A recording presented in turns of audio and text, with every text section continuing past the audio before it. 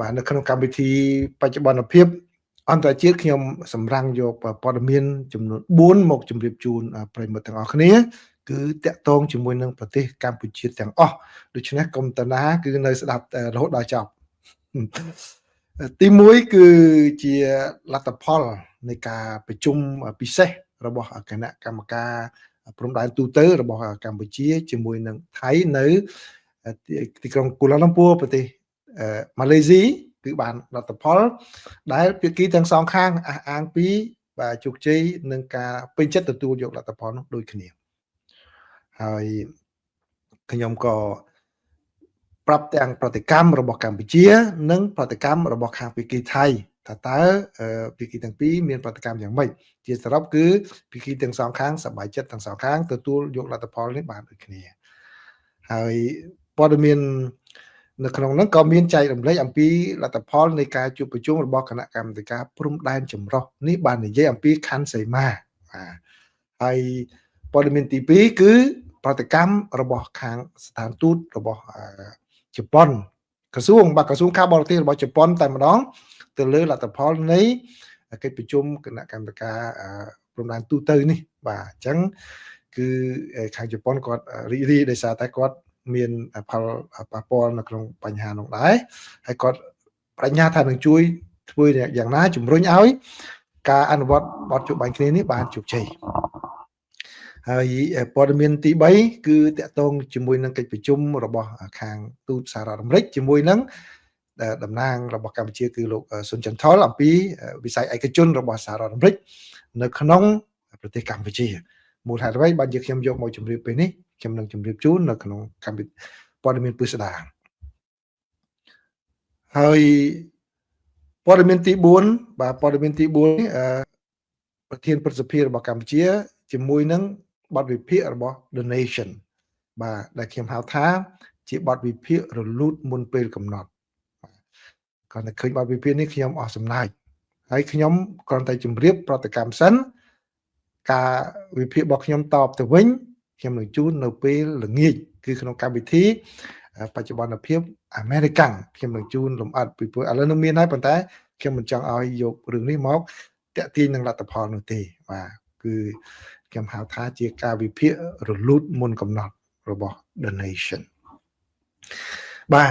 ចឹងល្ងាចនេះគឺកម្មវិធីបច្ចុប្បន្នភាពអាមេរិកាំងមានវិញដោយសារតែខ្ញុំបានបំពេញឯកសាររួចរាល់ហើយនៅថ្ងៃនេះផ្ទៀងផ្ទាត់មួយសារទៀតខ្ញុំនឹងផ្ញើជូនកន្លែងធ្វើការថ្មីគឺនឹងអាចនឹងត្រឡប់មកកម្មវិធីដូចធម្មតាឡើងវិញនៅក្នុងព័ត៌មានទី1នេះបាទប្រិមិត្តមួយចំនួនបានដឹងហើយគឺពីខាងភាគីកម្ពុជាបានបង្ហាញអំពីលទ្ធផលណាឲ្យមានសេចក្តីថ្លែងការណ៍ផងខ្ញុំមិនដាក់សេចក្តីថ្លែងការណ៍ហ្នឹងទេគឺ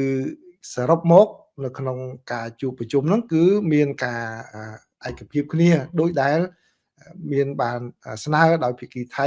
កន្លងមកហើយនៅកម្ពុជាក៏បានស្នើឡើងឲ្យថៃបដិសេធជាបន្តបន្ទាប់ប៉ុន្តែឥឡូវនេះភាគីទាំងពីរឯកភាពគ្នាហើយណាគឺក្នុងនោះរួមមានការដកអាវុធធុនធ្ងន់ដោយចេញពីតំបន់ជាប់ព្រំដែនមានការដោះមីនមនុស្សធម៌មានការបង្ក្រាបលបែងអនឡាញនិងចំណុចមួយគឺកំណត់ទូនាទីក្រុមសង្កេតការណ៍របស់អាស៊ានបាទ AOT នឹងផងដែរបាទហើយក្នុងការដកអាវុធនេះក៏មានការសង្កេតការណ៍ពីក្រុមអន្តរការដែរកន្លងមកគឺថៃតែងតែបដិសេធពីរឿងនៅមិនស្ទាក់ស្ទើរនិយាយចុះឡើងពី AOT ហ្នឹងបាទឥឡូវនេះគឺបានឯកភាពគ្នាហើយអញ្ចឹងមានអ្នកសួរថាតើកម្ពុជាដូចជាមិនទៀមទីអីហ្នឹងបាទគឺសំខាន់ដូចខ្ញុំបានយើងដឹងគ្រប់គ្នាហើយគឺកម្ពុជាគាត់ប្រើយន្តការអន្តរជាតិយន្តការការទូតគឺបានន័យថាឲ្យអាស៊ានធ្វើកិច្ចការងារហ្នឹងចូលរួមហើយថៃគាត់និយាយកន្លងមកគឺគាត់បដិសេធមិនព្រមមិនអីនោះឥឡូវនេះគាត់ព្រមបាទតើក្រុមសង្កេតការណ៍អាស៊ាន AOT នេះនឹងដំណើរការយ៉ាងម៉េចមានការវិភាសាគ្នាគាត់ព្រមណានេះគឺជាជោគជ័យមួយហើយបាទហើយថៃក៏គាត់បើគាត់ថាជោគជ័យដែរគឺរឿងដោះមីនអាវុធអីហ្នឹងបាទនឹងជោគជ័យអញ្ចឹងបានន័យថាភាគីទាំងពីរប្រកាសពីជោគជ័យរៀងៗខ្លួនហើយប្រាជ្ញាធ្វើការយ៉ាងណាដើម្បីឲ្យស្ថានភាពវិលមកសភាពដើមវិញក្នុងហើយទំនាក់ទំនងរវាងកម្ពុជានិងថៃក៏វិលមកភាពប្រក្រតីឡើងវិញផងដែរ បាទឥឡូវនេះខ្ញុំដោយខ្ញុំមិនអានជូនទេគឺខ្ញុំសូមចាក់នៅប្រសាសន៍របស់លោកទាសីហាដែលជារដ្ឋមន្ត្រីក្រសួង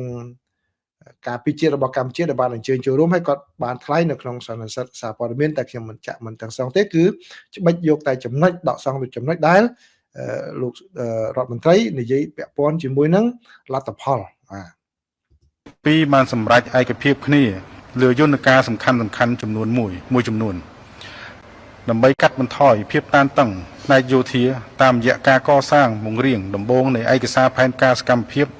ការងារសម្រួលអាវុធធុនធ្ងន់ដែលមានសមត្ថភាពបំផ្លាញខ្លាំងនិងយុទ្ធពកឲ្យត្រឡប់ទៅមូលដ្ឋានដើមវិញដោយការអនុវត្តផែនការនេះនឹងត្រូវធ្វើឡើងក្រោមការត្រួតពិនិត្យនិងផ្ទៀងផ្ទាត់ដោយក្រុមការងារដោយក្រុមអ្នកសង្កេតការអាស៊ាន AOT ឯកសារលក្ខខណ្ឌប្រតិបត្តិ TOR ក្នុងការបង្កើតក្រុមអ្នកសង្កេតការអាស៊ាននេះ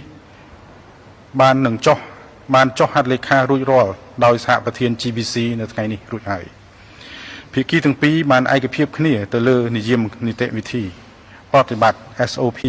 ចំពោះការងារដោះមានមនុស្សធម៌សម្ដៅចូលរួមចំណែកដោយផ្ទាល់ដល់ការអភិវឌ្ឍសេដ្ឋកិច្ចសង្គមនិងការការពារដល់អាយុជីវិតរបស់ប្រជាពលរដ្ឋព្រមទាំងធានាបាននូវការរក្សាអធិបតេយ្យភាពនិងបូរណភាពទឹកដី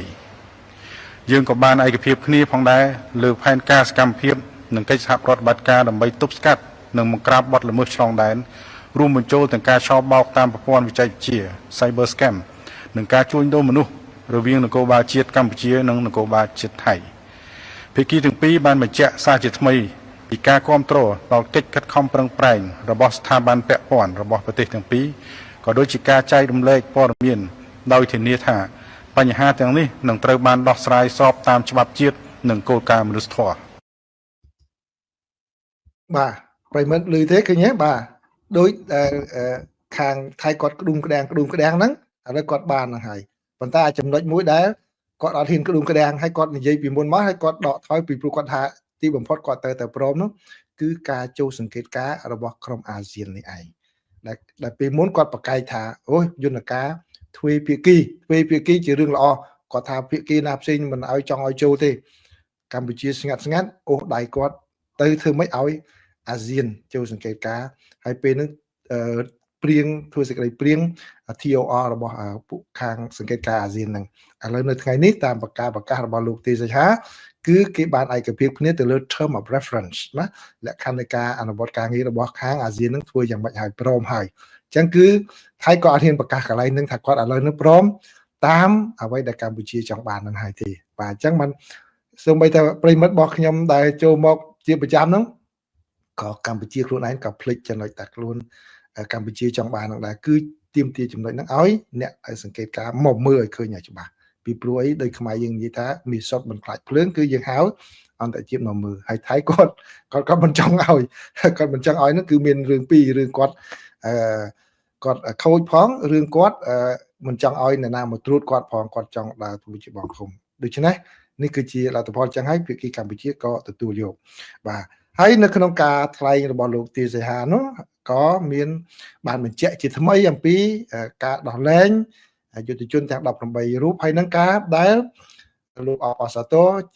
នឹងកិច្ចព្រមព្រៀងហៅថាកិច្ចព្រមព្រៀងសន្តិភាពនៅទីក្រុងកូឡាលំពួរដែលនឹងចុះហត្ថលេខានៅថ្ងៃខាងមុខគឺថ្ងៃ26ខាងមុខដែលក្រមអធិបតេយ្យភាពរបស់លោក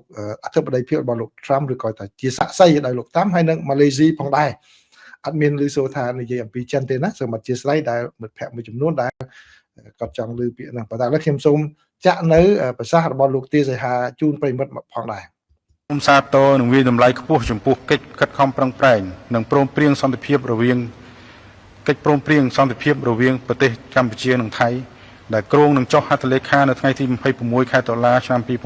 2025នៅទីក្រុងកូឡាលំពួរប្រទេសម៉ាឡេស៊ីក្រោមការជួយសម្របសម្រួលដោយសហរដ្ឋអាមេរិកនិងប្រទេសម៉ាឡេស៊ីក្នុងស្មារតីបង្កើតជំនឿទុកចិត្តនិងភាពជឿជាក់ទៅវិញទៅមកព្រមទាំងការបដិញ្ញាចិត្តក្នុងការធ្វើឲ្យប្រសើរឡើងនៃទំនាក់ទំនងនិងការវិលត្រឡប់ទៅរកប្រក្រតីភាពឡើងវិញនៃប្រទេសទាំងពីរសភាពការនេះក៏នឹងបង្កលក្ខណៈចំពោះការដោះលែងទាហានកម្ពុជាចំនួន18នាក់ក្រោមការចុះហត្ថលេខាលើកិច្ចព្រមព្រៀង សន្តិភាពទីក្រុងកូឡាឡុំពូនេះ បាទអញ្ចឹងលោកទីសេហាលោកបញ្ជាក់ជាថ្មីអំពីការដោះលែងយុទ្ធជនទាំង18រូបណាតែខាងភាគីថៃគឺនឹងមានប្រតិកម្មយ៉ាងណាគឺមិនទាន់ដល់ចំណុចហ្នឹងទេគឺតកតងតែជាមួយនឹងបញ្ហារឿងលទ្ធផលនេះសិនណាបាទអញ្ចឹងខ្ញុំសូមជូននៅសារព័ត៌មានរបស់ខាង The Nation វិញម្ដងអំបញ្ញនេះគឺខ្ញុំបានជូនពីខាងភាគីកម្ពុជាដោយផ្ទាល់ហើយភាគីកម្ពុជាដោយផ្ទាល់ថាយ៉ាងម៉េចយ៉ាងម៉ាណាពេលបានលើឥឡូវឮសូពីខាងថៃវិញតែគាត់សប្បាយចិត្តនឹងលទ្ធផលនោះដែរឬទេបាទគឺនៅក្នុងសេចក្តីរាយការណ៍របស់ The Nation គឺបានឲ្យដឹងថាលទ្ធផលនៃកិច្ចប្រជុំគណៈកម្មាធិការព្រំដែនទូទៅនេះគឺថៃចាត់ទុកថាជាជោគជ័យមួយដែលជាកិច្ចប្រជុំដ៏ជោគជ័យមួយដោយសារតែកម្ពុជាបានយល់ព្រមជាមួយនឹងចំណុចកប្បលក្ខខណ្ឌសំខាន់របស់ប្រទេសថៃគឺមានការដកអាវុធធុនធ្ងន់ចេញពីតំបន់ព្រំដែនបាទហើយនឹងធានាឲ្យមានការអនុវត្តនេះដោយក្រោមការមើលបាទរបស់ខាងក្រុមអ្នកសង្កេតការអន្តរកាលបាទហើយនឹងក៏បង្កើតឲ្យមានអ្នកដែលសង្កេតមើលការដកអាវុធនេះផងដែរហើយក៏ដូចជាបាទធ្វើយ៉ាងណារៀបចំផែនការសកម្មភាពឲ្យបានចប់សពគ្រប់ហើយក៏មានកិច្ចព្រមព្រៀងនេះក៏រួមមានការថៃក៏អាងថាគឺជាការសម្រេចបាននៅតំបន់ជាច្រើននិងមាននីតិវិធីនៅក្នុងការរៀបចំឲ្យមានតំបន់ណាកំណត់ថាជាតំបន់ដោះមានហើយក៏ដូចជាការបង្កើតនៅក្រុមការងារដើម្បីអនុវត្តការបង្ក្រាបល្បែងអនឡាញហើយភាគីទាំងពីរក៏បានយល់ព្រមដើម្បីធ្វើយ៉ាងណាកំណត់ខណ្ឌដែនសីមាបោះស្ទង់ខណ្ឌដែនសីមាហើយក៏ដូចជា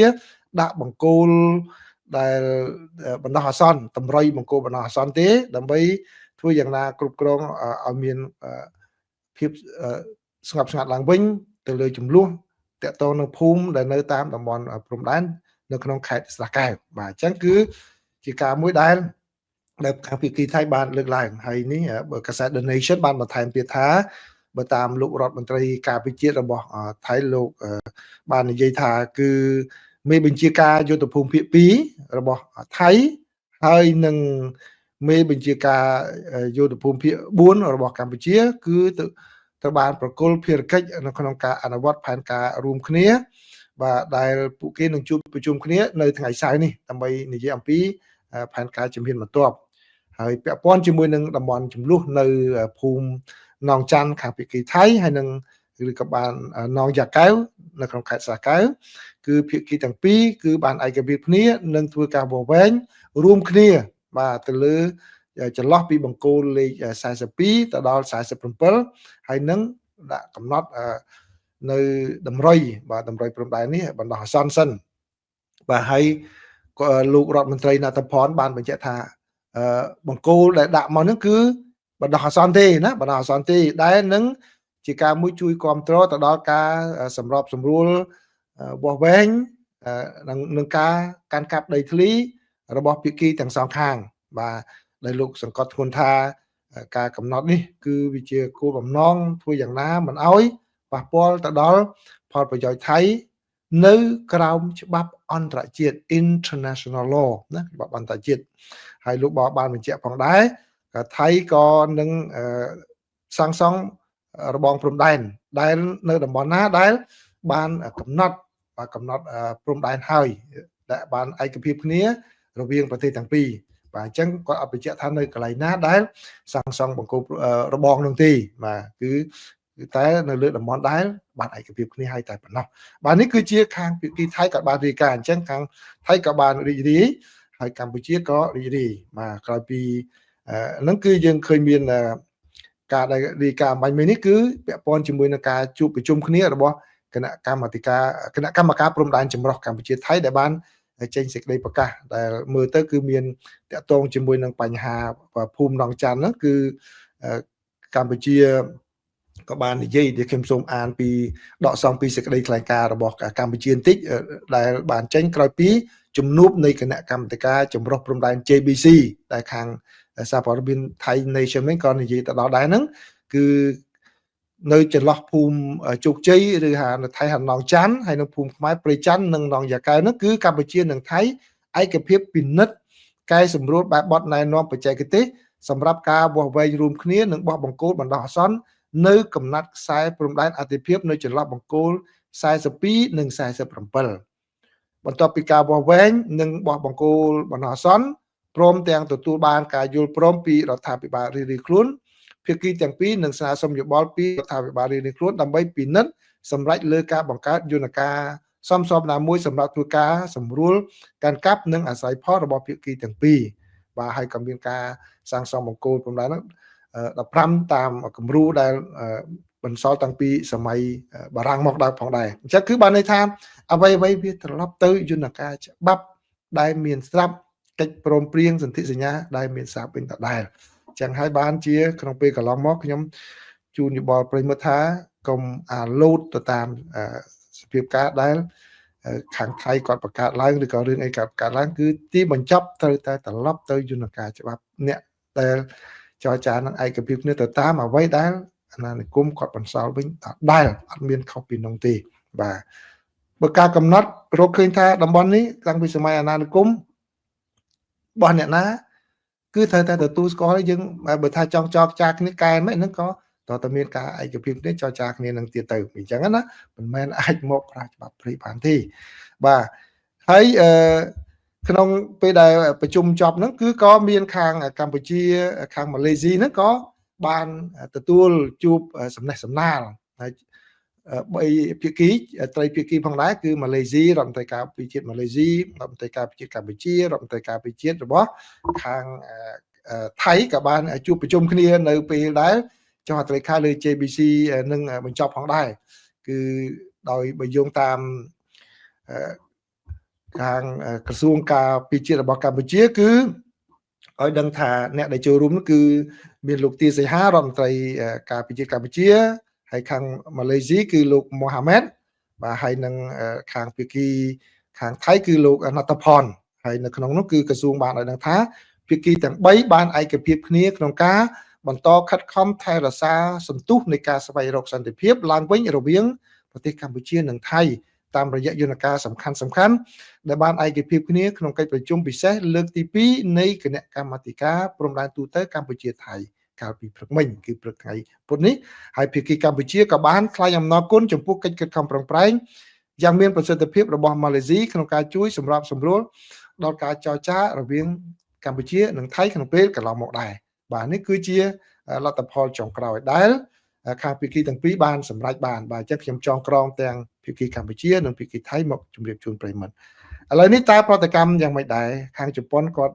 សប្បាយរីករាយដែរបាទជប៉ុនលឿនពីព្រោះអីបាទគាត់មានផលប៉ះពាល់នៅក្នុងបញ្ហាសេដ្ឋកិច្ចដែរនៅតាមព្រំដែនណាអញ្ចឹងហើយក៏ជាជំហរជប៉ុនគាត់ជួយកម្ពុជាផងដែរគឺក្រសួងការបរទេសរបស់ជប៉ុនតែម្ដងបានចេញសេចក្តីថ្លែងការណ៍ភ្លាមបាទដើម្បីអបអរសាទរអញ្ចឹងខ្ញុំសូមដកស្រង់អ្វីដែលខាងជប៉ុនបាទជប៉ុនគាត់បានចេញសេចក្តីថ្លែងការណ៍របស់ក្រសួងការបរទេសជប៉ុនតែម្ដងបាទក្រសួងការបរទេសជប៉ុនគាត់បានចេញថាជប៉ុនទី1ជប៉ុនគាត់សូមស្វាគមន៍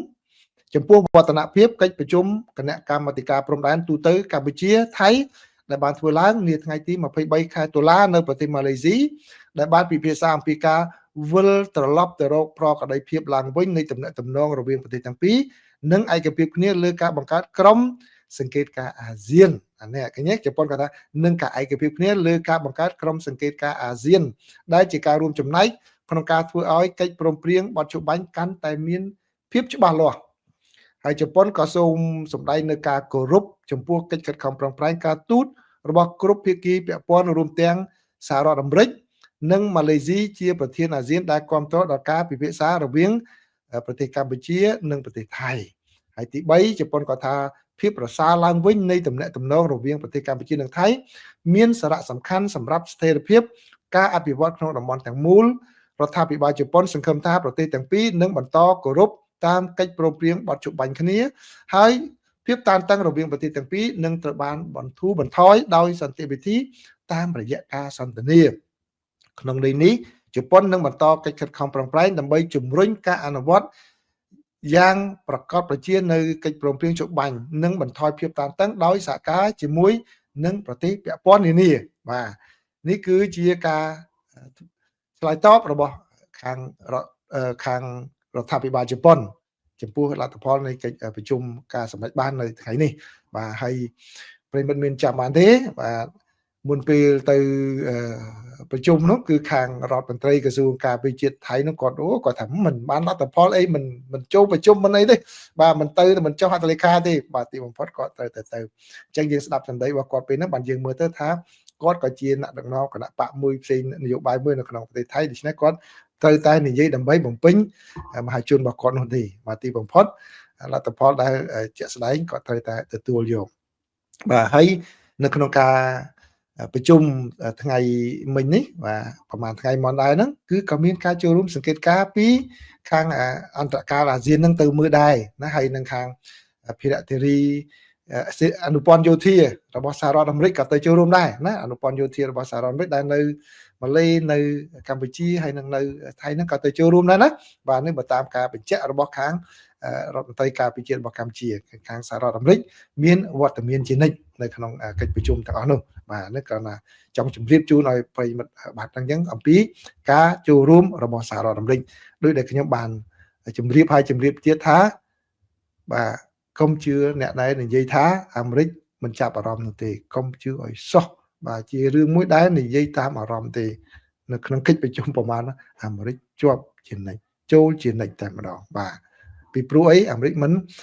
ដឹកនាំកិច្ចការនោះដោយផ្ទាល់ទេប្រគល់កិច្ចការនេះទៅឲ្យអាស៊ានហើយវាជារឿងល្អដែល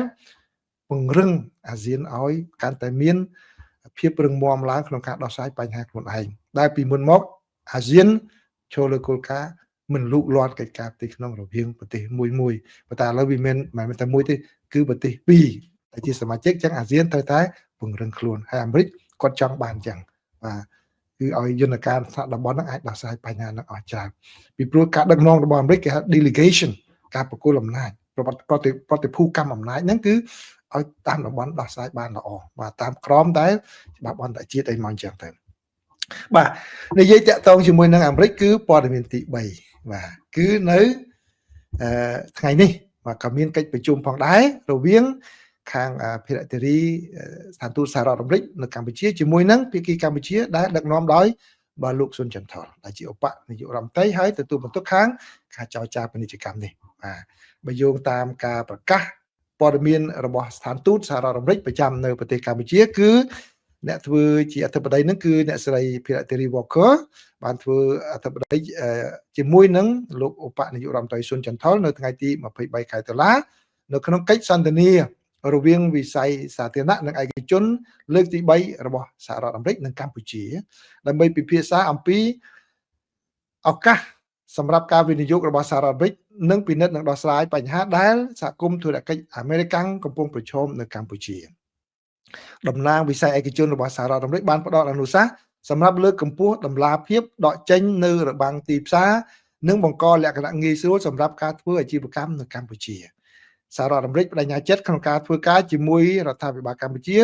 ដើម្បីធ្វើឲ្យមានលក្ខណៈស្មើភាពត្រឹមត្រូវសម្រាប់ក្រុមហ៊ុនអាមេរិកអាចរីកចម្រើនបាននិងរួមចំណែកដល់វិបលភាពសម្រាប់ទាំងប្រជាជនអាមេរិកនិងប្រជាជនកម្ពុជាបាទនេះគឺជាអ្វីដែលស្ថានទូតសហរដ្ឋអាមេរិកបានប្រកាសហើយដូចខ្ញុំធ្លាប់បាននិយាយយូរហើយប្រិមិត្តប្រហែលជានៅចាំឬក៏អ្នកខ្លះគឺថែមទាំងភ្លេចបាទខ្ញុំនិយាយថាកម្ពុជាបើធ្វើដាក់អាមេរិកឲ្យបានដូចកិច្ចព្រមព្រៀងមួយចំនួនលក្ខខណ្ឌមួយចំនួនដែលកម្ពុជាសម្រួលឲ្យដូចកម្ពុជាសម្រួលឲ្យជប៉ុនណាបាទវិនិយោគិនជប៉ុនគឺថាអាចារ្យតែម្ដងហើយខ្ញុំសង្ឃឹមថាបានប៉ុណ្ណឹងហើយប្រិមិត្តមួយចំនួនខ្ញុំមិននិយាយអស់ទេដែលដឹងរឿងហ្នឹងគឺតែជប៉ុនទទួលបានការ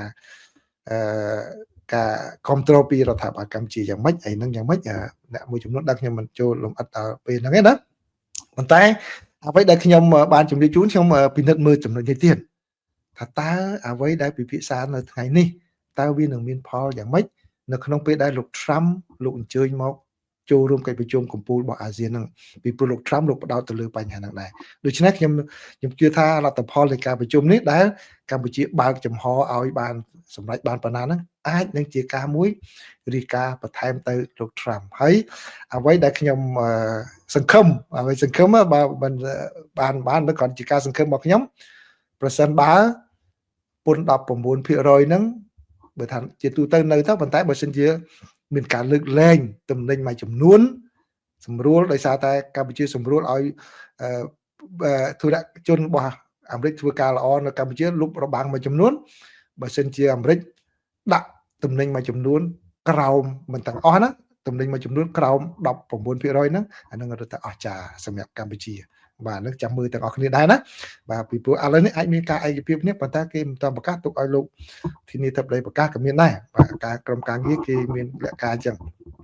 បើក្តីសង្ឃឹមរបស់ខ្ញុំបន្ថែមនឹងមួយទៀតទេណាបាទសង្ឃឹមថាប្រិមិត្តដែលចូលមកនេះគឺសង្ឃឹមដូចខ្ញុំដែរថាទូទៅថា 19% ហ្នឹងចាំបើថាបានចុះគាត់ទៅល្អទៀតតែបើថាទូទៅណា 19% ប៉ុន្តែតំណែងមួយចំនួនឲ្យចុះក្រោម 19% អានឹងគឺល្អណាស់ជាពិសេសតំណែងណាសំខាន់ចូលរួមចំណែកដល់ការបង្កើតការងារនៅកម្ពុជាដល់កម្មករនៅកម្ពុជាណាក្តីសង្ឃឹមរបស់ខ្ញុំមិនអញ្ចឹងបាទនេះគឺជាបទវិភាគមួយរបស់ Nation គាត់តែខ្ញុំឃើញចំណងជើងរបស់ Nation ខ្ញុំថាជាការវិភាគមួយមុនពេលកំណត់ហើយបាទហើយដល់ពេលខ្ញុំចូលអានមើលពិតជាដូចតែខ្ញុំគិតមែនបាទគឺគាត់ថា